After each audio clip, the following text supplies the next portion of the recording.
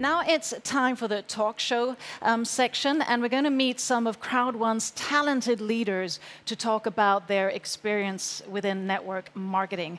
And with me today, I have Patrice and Isabelle Lubino and Mr. Jean-Michel, seasoned network marketers with president titles. And as my three guests are French-spoken, I'm going to do my best, emphasizing on best, to make this short interview in French. So bear with me. Bienvenue. Merci. Bienvenue à Stockholm. Et merci.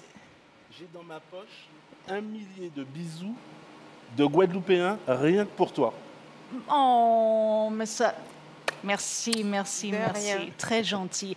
Et j'ai entendu que vous étiez ici directement à l'aéroport. Oui. Et vous, Isabelle, vous Ben, perdu votre bagage. Pas de bagages, pas de tenue. Ben, il faut réagir, hein, on Mais est là. vous êtes très belle. Voilà, mais merci. Et merci pour... nous sommes heureux que vous êtes ici. Et je essayais de faire cette interview en français. Alors, parlez-nous brièvement de votre parcours et aussi votre parcours dans network marketing. Jean-Michel. Alors, notre parcours, il est un petit peu à l'image de ce que Isabelle est en train de vivre. C'est-à-dire que lorsqu'on se lance dans les affaires ou dans le marketing de réseau, on doit être préparé à rencontrer des obstacles, des difficultés, des résistances. Et donc moi, ça va faire maintenant 21 ans que j'ai commencé le marketing de réseau. J'avais 19 ans. Et donc j'ai été séduit par cette industrie. Et c'est à cette époque que j'ai rencontré Patrice et Isabelle. Donc ça va faire maintenant 21 ans qu'on travaille ensemble. Et oui, ça a été beaucoup d'épreuves, beaucoup d'obstacles. Des fois des déceptions, mais beaucoup d'apprentissage. On apprend énormément de nos expériences.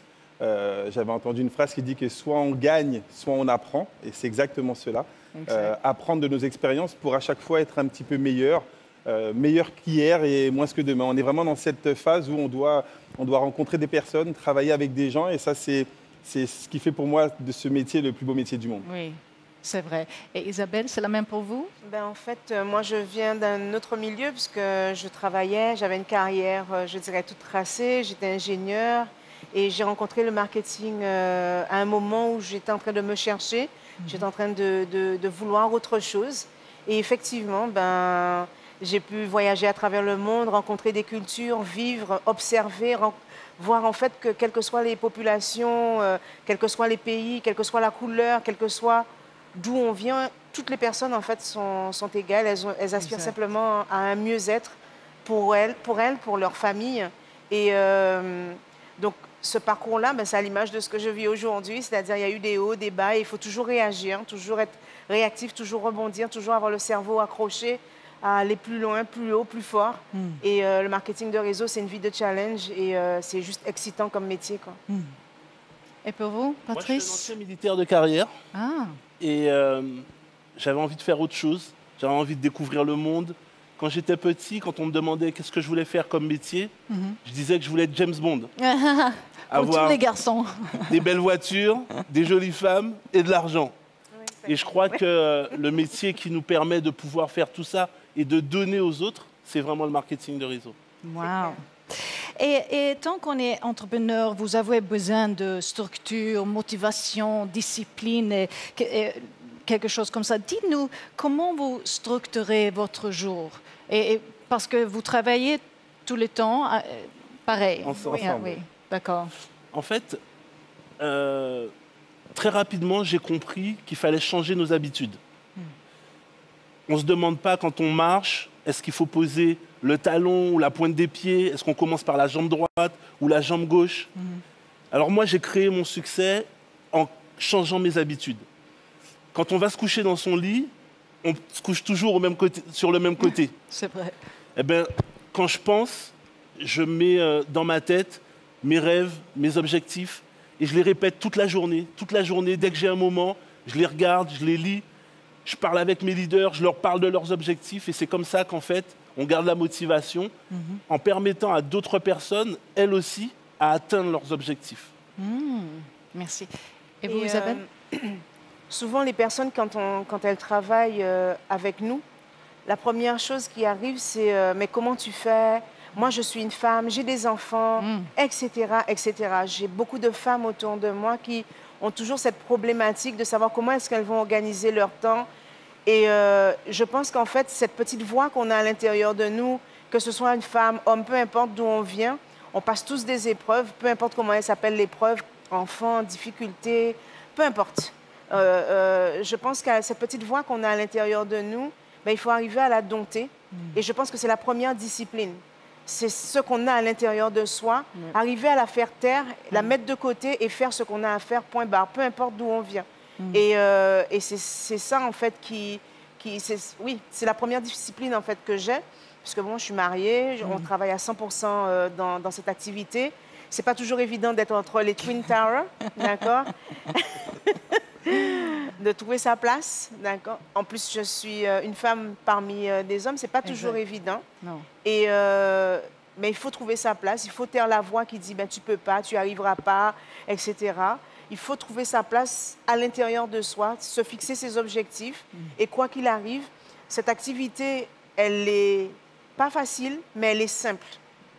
Et à partir du moment où on structure cette chose-là dans la tête, on peut y passer 2 heures par jour, mais être à 100% dans les 2 heures. On n'a pas besoin nécessairement de passer 24 heures. D'accord? Et ça, les personnes, elles doivent pouvoir arriver à l'assimiler. Le premier travail, c'est sur soi. C'est la première discipline. C'est un important message, hein, très important. Et Jean-Michel? Alors, si moi je dois donner la journée type, faut comprendre qu'elle évolue au fil du développement du réseau. Lorsqu'on a démarré cette activité, notre journée type, c'était des présentations tous les jours. On doit d'abord nous donner l'exemple, donc faire des présentations, expliquer le concept pour aider les gens à se qualifier. Au fil des mois, quand on est monté en qualification, on doit apprendre à nos leaders à faire pareil. Donc notre journée type, c'était plus faire des questions-réponses, faire des conclusions, de parfaire un petit peu ce que nos partenaires faisaient directement. Aujourd'hui, avec l'évolution de nos réseaux, on doit apprendre à nos directeurs à faire ce que nous, on faisait. Donc la journée, en fait, elle évolue au fil du développement du réseau. On doit apprendre à faire après. Exact. Aider nos gens à devenir autonomes et dupliquer. Donc on ne peut pas dire qu'on a une journée type. Dans 6 mois, ça sera peut-être différent.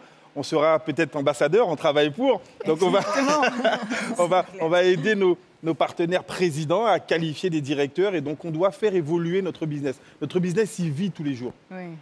Et je pense aussi qu'au milieu de cette situation globale avec Covid, comment avez-vous réussi à conserver votre esprit, votre motivation et votre motivation au travail? Vous avez une stratégie? Avoir un cap. Avoir un cap. Un objectif. Tout droit. Nous, on veut être numéro 1 de cette compagnie. On sait qu'il y a des gens qui sont largement en avance, mais ce n'est pas un sprint, c'est une course d'endurance, un marathon. Ils peuvent y aller, nous on vient, avec nos méthodes, avec notre manière de travailler. On habite une petite île où il n'y a même pas 500 000 habitants. Donc nous, on n'est pas pressés, on arrive tranquillement et on sera ambassadeur et on va progresser, avoir tout le temps un cap.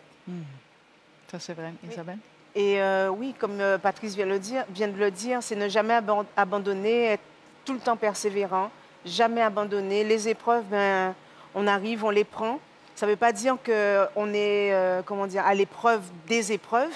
D'accord? On est comme tout le monde, on n'est pas plus différent que les autres. La seule chose, c'est que dans notre état d'esprit, c'est un genou à terre, jamais deux.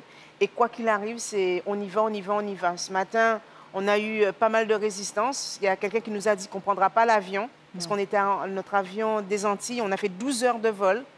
Quand on est arrivé à Roissy, c'était fermé. On nous a dit on ne passe pas. Il n'était pas question de ne pas passer. Donc, on est passé. On nous a ouvert la route, on a couru, etc. Parce qu'il n'était pas question que notre pays, que notre île, que nous, on vient près des Amériques. Il n'y a personne, la francophonie est encore peu connue dans Quadroune. Eh bien, nous, on fait le chemin. Et c'est, voilà, on fonce. Un point, c'est tout. Alors, Jean-Michel? Quand on parle de situation actuelle, pour nous, le Covid a explosé notre business. Ça, c'est vrai. Hein? Donc, nous, ça a été un développement énorme, un booster, parce qu'on a été conditionné à réagir. On a beaucoup travaillé en webinaire, on travaille à la maison.